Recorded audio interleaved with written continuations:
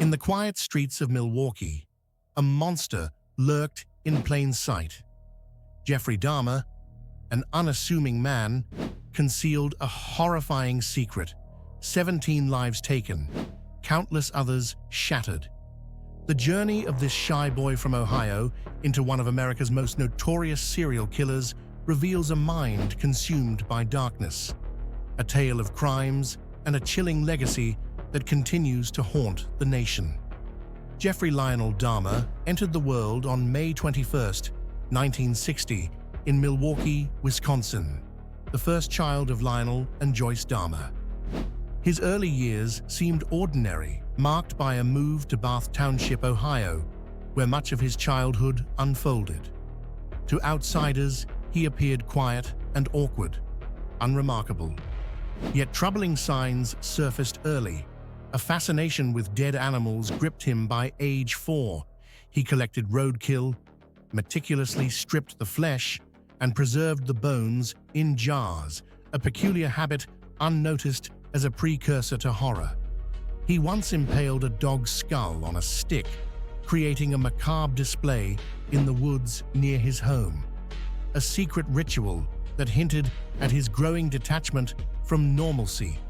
His parents' turbulent marriage strained the household, with arguments and tension escalating through the 1970s. Joyce struggled with mental health, often bedridden, while Lionel, a chemist, buried himself in work. The eventual divorce in 1978 left Dahmer, then 18, isolated in the family home. As a teenager, he turned to alcohol, guzzling whiskey to dull his loneliness, and harbored dark fantasies of control, dissection, and preservation. Experts later noted these obsessions, coupled with a childhood surgery at age 4 to correct a hernia, which some believe altered his sense of self, signaled a mind spiraling toward chaos, unchecked by loneliness and a lack of intervention. By 1978, at age 18, Dahmer's fantasies turned deadly. He lured his first victim, Stephen Hicks, a 19-year-old aspiring model, to the family home in Bath Township under the pretense of drinking together. After hours of conversation, Hicks attempted to leave. Dahmer killed him with a dumbbell, striking his head with calculated force. Hicks met a grim fate: murdered, dismembered with a kitchen knife, and disposed of in trash bags, his bones later crushed and scattered in the woods, marking the start of a gruesome pattern. Dahmer later admitted the thrill of total control over another person fueled his actions, a desire that grew with each kill. Over the next 13 years, Dahmer claimed 16 more men and boys, many from marginalized communities, gay, Black, and Asian individuals. He frequented bathhouses and bars in Milwaukee, targeting vulnerable men. In June 1988, he lured 27-year-old Jeffrey Connor to his grandmother's house in West Allis, Wisconsin, where he lived briefly. Connor promised money for photos, was drugged with sleeping pills, mixed into a drink, killed, and dismembered. Dahmer kept his skull as a trophy, a practice that became a signature of his crimes. He lured them to his apartment with promises of money or sex, only to drug, kill, and dismember them. Some remains he preserved, skulls bleached and stored, hands and genitals kept in jars. Others he dissolved in acid or stowed in a 57-gallon drum. In 1990, he moved to apartment 213 at the Oxford Apartments, a low-rent building in a rough Milwaukee neighborhood. The apartment reeked of chemicals and decay, housing skulls in the fridge, body parts in jars, and a vat of acid on the floor, a true house of horrors. Dahmer's methods grew bolder, his compulsion unrestrained. He experimented with necrophilia, engaging with corpses in a twisted bid for companionship. In a chilling escalation, he tried to create living zombies by drilling into victims' skulls and injecting acid or boiling water hoping to render them submissive yet alive. One such attempt targeted 19-year-old Errol Lindsay in April 1991.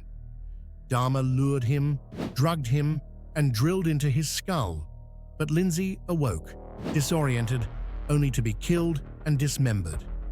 Another victim, 31-year-old Tony Hughes, a deaf aspiring model, fell prey in May 1991.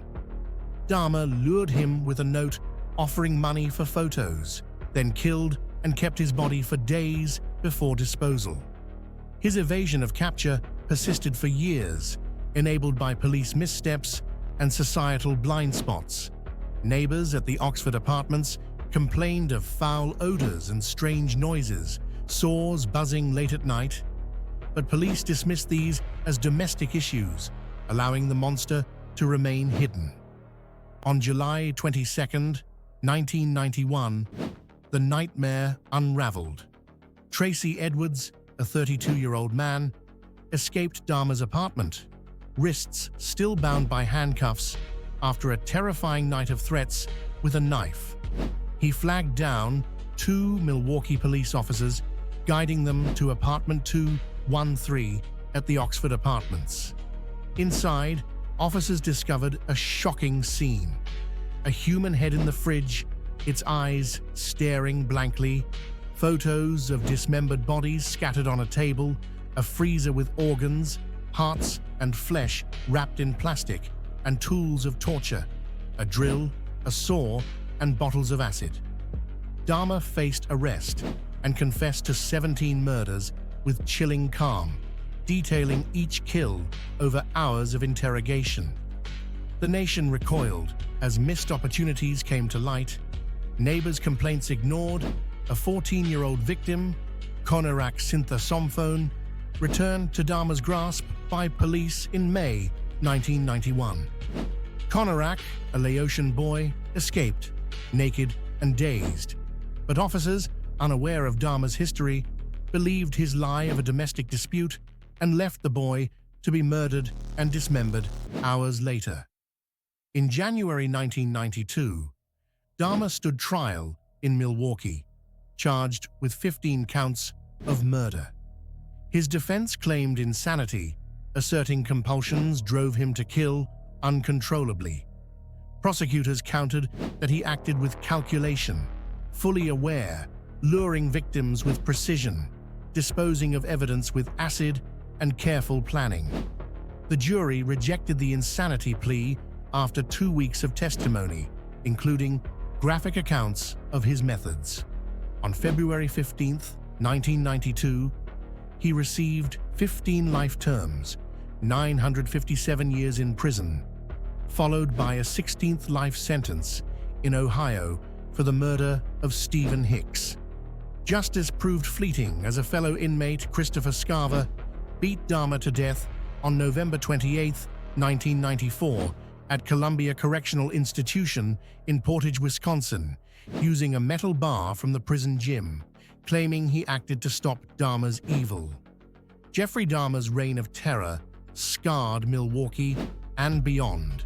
Families grieved sons, brothers, and friends, their lives erased by a predator. Communities sought accountability, outraged by systemic failures. Police faced criticism for failing victims, particularly those from vulnerable groups, with bias and neglect, allowing Dahmer's spree to continue. His case ignited discussions on mental illness, whether his urges were a product of psychology or biology, law enforcement bias, and the nature of evil itself. Victims like Stephen Tuomi, killed in 1987 at the Ambassador Hotel, and 22-year-old Matt Turner, murdered in 1991, underscored the human toll, their dreams and futures stolen, a call to honor the lives lost. Today, Dahmer's story endures in true crime lore, a stark reminder of unseen warning signs. His childhood home in Ohio, the Oxford apartments, demolished in 1992, stand as ghosts of his horror. What fueled him? Nature, nurture, or both? Could early intervention by family, schools, or mental health experts have altered his path. Could the next Milwaukee Monster be stopped? Society grapples with prevention, from better policing to addressing isolation and mental health. In closing, the 17 lives taken remain etched in history. Their stories, sons, friends, and dreamers, urging society to listen, to act, to never forget. Thank you so much for watching. If you enjoy learning about horrific acts of evil, please like and subscribe for more content.